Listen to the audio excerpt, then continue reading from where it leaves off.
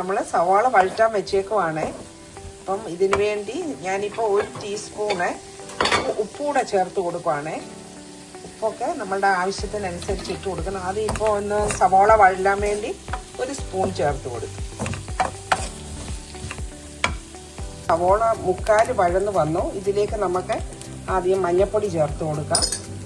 ഒരു കുറച്ച് അളവിലുള്ളല്ലോ, അതുകൊണ്ട് ഒരു 1/2 ടീസ്പൂണേ ചേർത്ത് കൊടുത്തുള്ളൂ. അതുപോലെ ഒരു 1/2 ടേബിൾ സ്പൂണ് ഗരം മസാല പൊടിച്ചത്. പിന്നെ നമുക്ക് വേണ്ടത് നമ്മളെ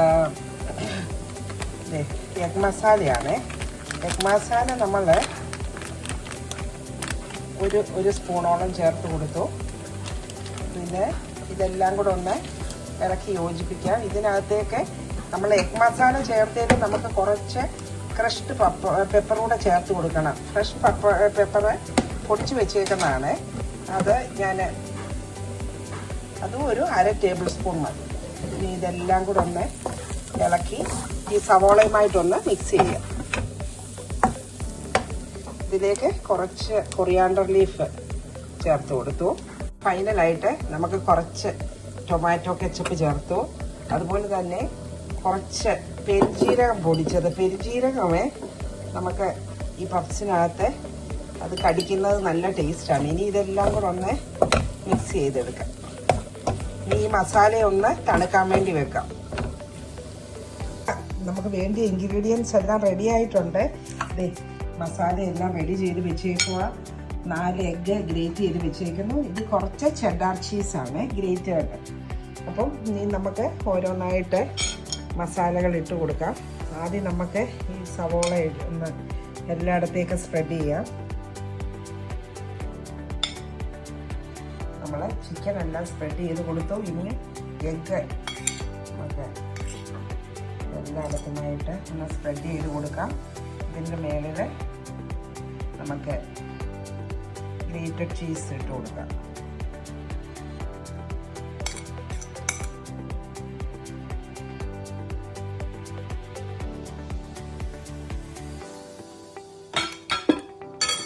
നമുക്ക് ചീസ് ഇട്ട് കൊടുക്കാം.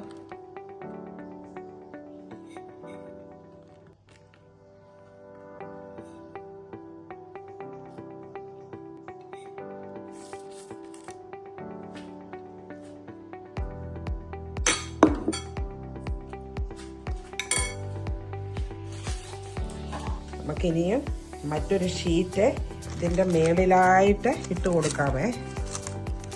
കറക്റ്റ് എല്ലായിടത്തും ഇരിക്കുന്ന പോലെ ഇട്ട് കൊടുക്കാം. പിന്നെ ഇതിൻ്റെ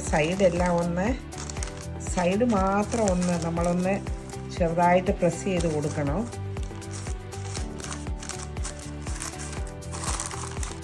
നമുക്ക് ഫോർക്ക് വെച്ച് ഇങ്ങനെ ഒന്ന് പ്രസ് ചെയ്ത് കൊടുക്കാമേ. അരികെല്ലാം നല്ല പ്രസ്സായിട്ടിരിക്കട്ടെ. 2 ഷീറ്റും കൂടെ ഒന്ന് പൊട്ടിയിരിക്കട്ടെ.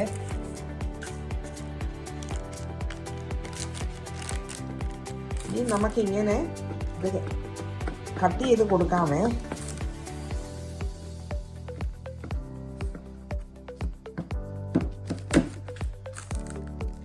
വലിപ്പമൊക്കെ നമ്മളുടെ ഇഷ്ടമാണ്.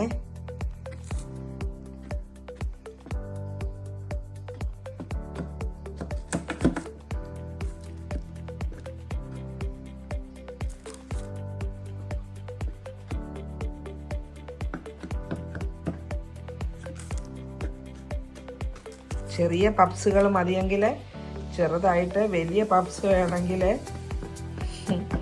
വലുതായിട്ട്, അങ്ങനെ. ഈ ഒരു സൈഡ് മാത്രം വലിയ പപ്സുകൾ ആകട്ടെ.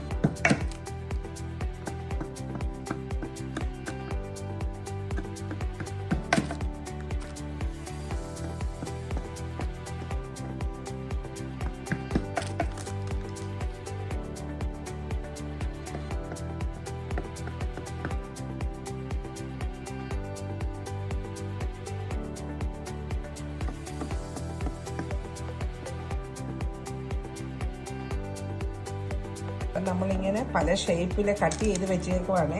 ഇനി എഗ്ഗ് ബീറ്റ് ചെയ്തത് നമുക്ക് എഗ്ഗ് വാഷ് ചെയ്ത് കൊടുക്കാം. പിന്നെ 180 ഡിഗ്രിയിലാണ് ഓവന് ചൂടാക്കി ഇട്ടേക്കുന്നത്. അതിലേക്ക് ഞാൻ 20 മിനിറ്റാണ് ആദ്യം സെറ്റ് ചെയ്തേക്കുന്നത്, ടൈമർ ഇട്ടേക്കുന്നത്. നമുക്ക് 20 മിനിറ്റ് വരെ ഓവൻ തുറക്കണ്ട. അത് കഴിയുമ്പം പിന്നെ നമുക്ക് ചെക്ക് ചെയ്യാം ഇതായോന്നേ. 80 ഡിഗ്രിയിൽ 20 മിനിറ്റ് സെറ്റ് ചെയ്തേക്കുവാണ്. ഇത് ഇപ്പം 10 മിനിറ്റ് പ്രീ ഹീറ്റ് ചെയ്ത് ഓവനിലേക്കാണ് വെച്ച് കൊടുത്ത് നമുക്ക് വെയിറ്റ് ചെയ്യാം ഇനി 20 മിനിറ്റ്. ഈ സ്റ്റേജിലെത്തി നമ്മളുടെ സ്പെഷ്യൽ പപ്സ്. നമ്മൾ ആദ്യം 20 മിനിറ്റ് വെച്ചിട്ട് റെഡി ആയില്ലായിരുന്നു. ഞാൻ വീണ്ടും ഒരു 10 മിനിറ്റ് കൂടെ വെച്ചു. ഇനിയും ഒരു 5 മിനിറ്റ് കൂടെ ഞാൻ ഇടാൻ പോവാ. ചെറുതായിട്ട് ഒരു 5 മിനിറ്റ് കൂടി ഇരുന്നാലേ ഇത് ഫുള്ള് ഒന്ന് ക്രിസ്പി ആയിട്ട് വരത്തുള്ളേ. 35 മിനിറ്റ് ആയിട്ടുണ്ട്. നമ്മളുടെ ഓരോ ഓവൻ്റെയും ചൂടിൻ്റെ അളവൊക്കെ ഡിഫറെൻ്റ് ആണ്. അപ്പം ഇതിനകത്ത് ആദ്യം ഞാൻ 20 മിനിറ്റ് വെച്ചപ്പോൾ അത് കുക്കായിട്ടില്ലായിരുന്നു.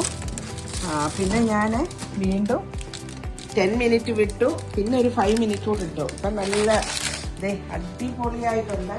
വെറൈറ്റി, ഇതാണ് നമ്മളുടെ വെറൈറ്റി പപ്സ്.